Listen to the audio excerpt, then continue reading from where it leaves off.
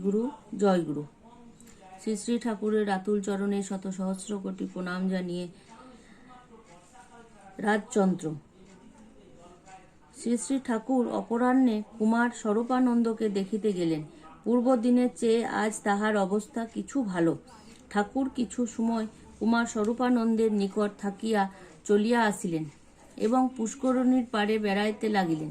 পুষ্করণীর পাড় হইতে বেড়াইয়া আসিয়া আঙিনায় বসিয়া তামাক খাইতে লাগিলেন। আরতি আরম্ভ হইল। আরতি শেষ হইলে কীর্তন স্তোত্রপাঠ শেষ করিয়া ঠাকুরকে প্রণাম করিয়া তথায় বসিয়া পড়িলাম। অতুল দাদা ঠাকুরকে বাতাস করিতে লাগিলেন। পরে অতুল দাদার হাত হইতে পাখা নিয়া আমি বাতাস করিতে লাগিলাম। এখানে আমি হচ্ছেন প্রেমানন্দ সরস্বতী। ঠাকুর বোধানন্দ দাদাকে লক্ষ্য করিয়া বলিতে লাগিলেন, ঠাকুর বলছেন, এই আশ্রম আমার প্রাণ হইয়াছে। কিসে আশ্রমের উন্নতি হয় সদা সর্বদা সেই চিন্তাই করি।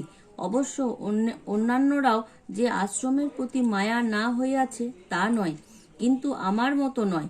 যখন ঢাকাতে গৌরাঙ্গ অনাথ নিকেতন স্থাপিত করি তখন রাজচন্দ্রই স্বামী স্বরূপানন্দ আমার আশা ভরসা ও প্রধান উপলক্ষ্যগুলি ছিল।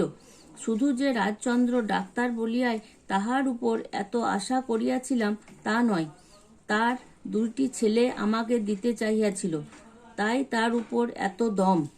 যখন রাজচন্দ্র তার ছেলে আমাকে দিল তখন আমার কত সাহস, কত আশায় হইয়াছিল তা বলবার নয়। নরেন্দ্রকে, এখানে নরেন্দ্র হচ্ছেন স্বামী নির্বাণানন্দ সরস্বতী।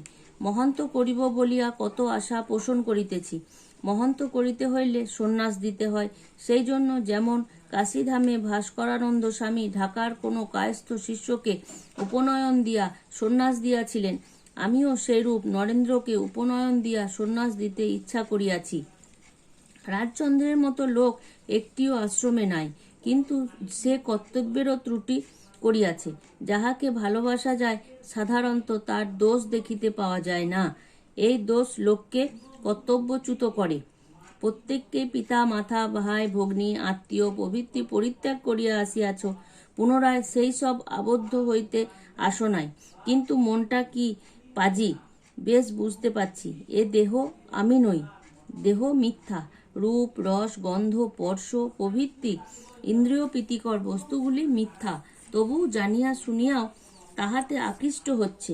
দীনেশ এতগুলি লোকের মধ্যে হইতে মরিয়া গেল, কেউ কি ধরিয়া রাখিতে পারিল? তোমাদের সঙ্গে তার কত ভালোবাসা ছিল, কিন্তু যাওয়ার সময় মুখের কথাটাও বলিয়া গেল না যে আমি চললেম। একদিন আসিয়া তোমাদের দেখাও দিল না। আশ্রমের এইরূপ অবস্থা হয় না যে কোনো ব্যক্তি বিশেষ শক্তির উপরে নির্ভর করে। সুতরাং দুই একটি চলিয়া গেলে আশ্রম অচল হবে না। 19শে ভাদ্র বৃহস্পতিবার 1320 বঙ্গাব্দ। শ্রী শ্রী ঠাকুর আজ প্রাতকৃত্যাদি শেষ করিয়া লিখিতে বসিলেন। মনোবৎস বা দোললীলা নামক একটি প্রবন্ধ লিখিলেন। ঠাকুরকে আমরা যে সময় তৈল মাখাইতেছিলাম সেই সময় ঠাকুর প্রবন্ধ পাঠ করিয়া শুনাইলেন। ঠাকুর বলছেন, আজ প্রবন্ধ শেষ করিলাম, আর একটি বিষয় লিখিবার ছিল। সে বিষয়টি হচ্ছে, সকলে প্রাণে প্রাণে দোল খায়। রাধাকৃষ্ণ বা পুরুষোত্তম ও পরা প্রকৃতি জীবের হৃদয় দোল মঞ্চে দোল দিচ্ছেন, কিন্তু শুদ্ধচিত ভক্ত ভিন্ন সে দোল উপলব্ধি করিতে পারে না। রাত্রিতে গৌরাঙ্গ সভা আরম্ভ হইল।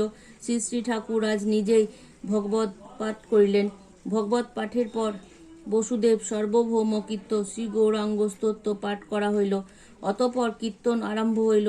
প্রথমে এসো হে শচীর ধন প্রাণ সংকীর্তনের শিরোমণি নবদ্বীপের চাঁদ, এই গানটি গাহিয়া কয়েকটি নাম কীর্তন করা হইল। পরে নম নারায়ণ দীনপরায়ণ নবীন মূরতি ভাতিরে কিবা রাম রূপ সং গোপাল ত্রিভঙ্গ একাঙ্গ গৌরাঙ্গ হরিরে, এই গানটি গাহিয়া গৌরাঙ্গ সভা শেষ করা হইল। জয় গুরু জয় গুরু জয় গুরু।